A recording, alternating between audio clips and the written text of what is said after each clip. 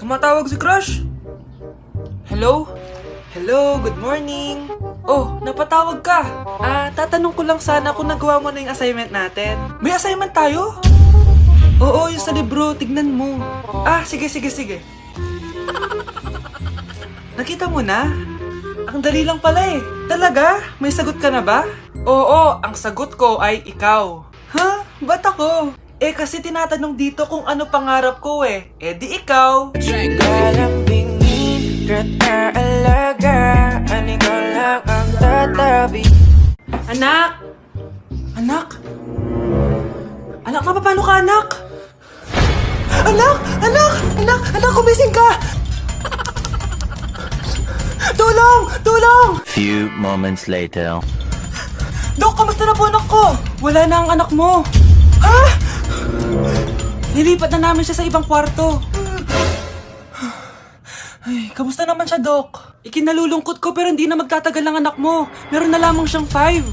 5 years? Hindi, 5. 5 months? 5. 4. Dok? 3. Dok? 2. Free taste! Free taste po! Uy, free taste? Pre, wait lang. Oh, sir! Baka gusto niyo po ng free taste. Masarap po ito. Tikman niyo na. Free taste. Sige, sir. Kuha na kayo. Sige.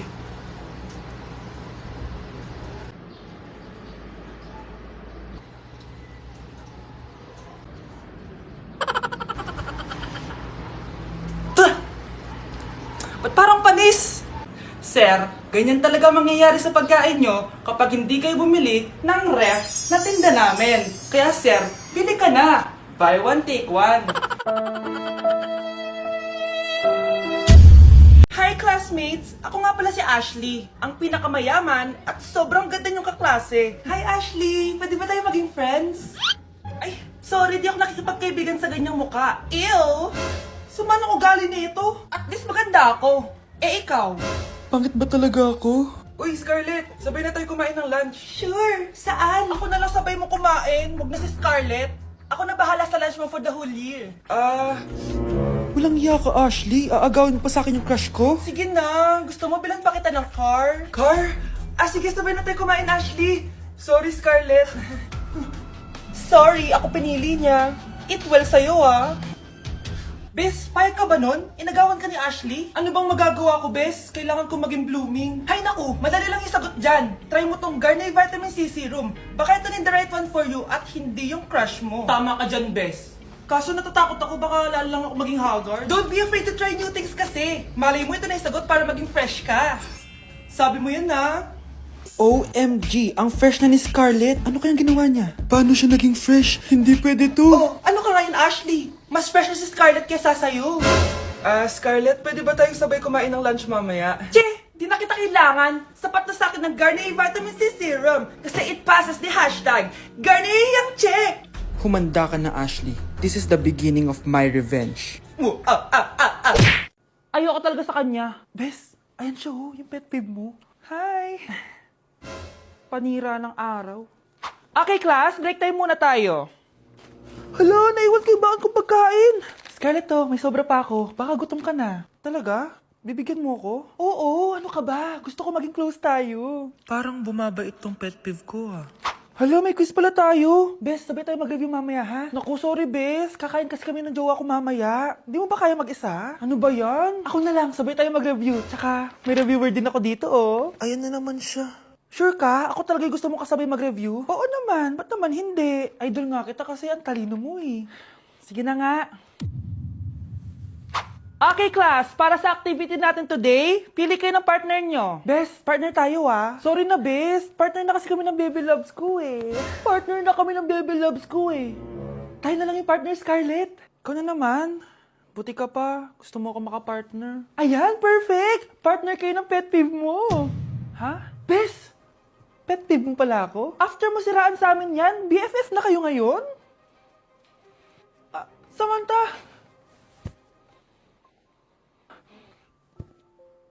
Samantha? Magpapaliwanag ako. Oh, ba't nandito ka? Pet peeve mo ako, di ba? Umalis ka na. Oo, pet Kinampiv kita. Dati. Kasi ang sungit mo sa akin eh. Tapos palagi mo ako iniinis. Alam mo kung bakit? Kasi gusto kita. Ha? Wala. Never mind. Samantha! Uy, pre, Oh, bakit pre? tignan mo may magjowang naglalakad. Eh di sana all may jowa. Buti na lang, single tayo. Magbe-break din kayo! Ready ako single. May jowa ako. Ba, di ba sabi sa'yo wala muna magjojowa? Huwag ka nang bitter. Alam ko nga may nagkakrush sa'yo eh. Titigilan mo ako sa pagka-crush-crush na yan ha? Sino ba yan? Nasa taas. Wala naman eh. Baka nasa baba. Wala din. Alam ko na. Nasa gitna. Ayan. Eto ba? Hi baby!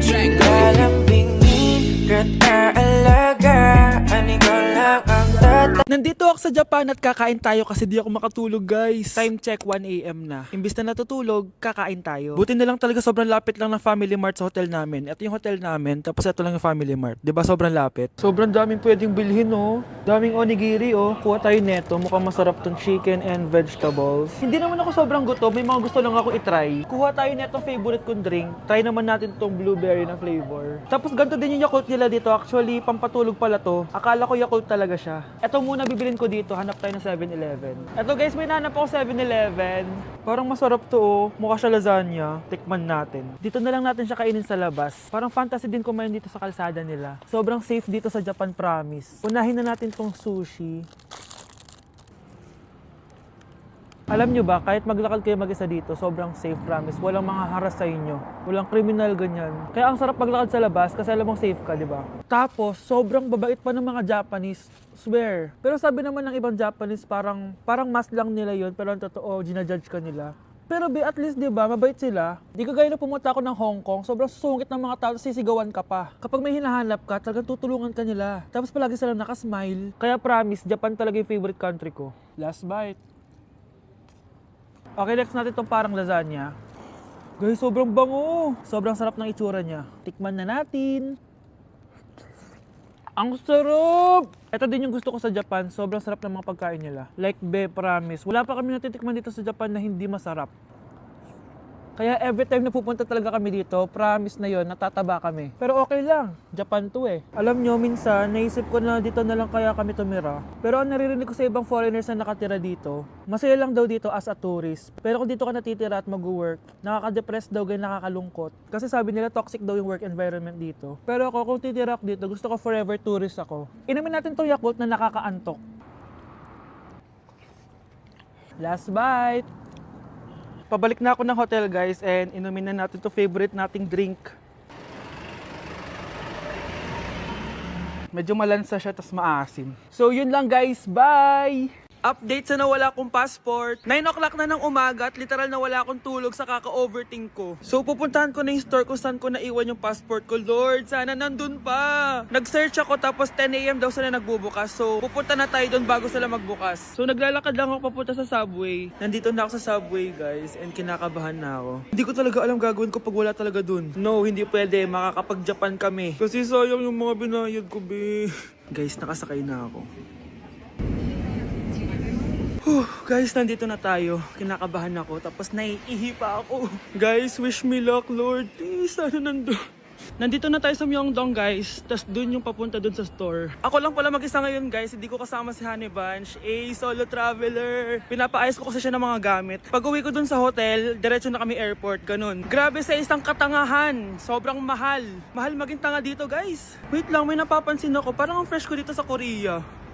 Yung glass skin, no? Ito yung store, yung tier. Diyan ko nawala yung passport ko. Lo, tinitignan ako na ito, oh. Guys, may mga staff na. Try ko magtanong if may nakita silang passport. Sana pansinin ako. Hello? Deadma challenge sila, guys. I left my passport yesterday here. Yes. Can you please check? Guys, ano nandito? Tinakabahan na ako. Lord, please. Magkakabait na ako, please. Hala, guys. Hala, ano tong hawak ko? Passport ko yata to. Yes, makakapag-Japan tayo, guys. Over naman, no? Hindi na siya nag-overthink. Inisip ko ngayon, pupunta tayo ng Japan. Guys, nasa airport na kami. Tuloy na kami sa Japan! Bye, Korea! Ano masasabi mo? Alis na tayo ng Korea. Babalik pa ba tayo dito? Yes, at sana next time hindi mo na makakalimutan yung passport. Anak, ano po yun, Nay? May sakit ako. Nay, may sakit kayo? Nay, wag niyo po kami iiwan. Paano na po kami? Paano na po ako?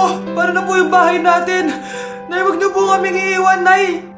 Ano pinagsasabi mo dyan? Kuha mo ako ng gamot doon. Masakit yung ulo ko. Nay, may nakita po akong gamot doon. Ito po. Nay, oh. Salamat, anak. Ah, wala yan, Nay.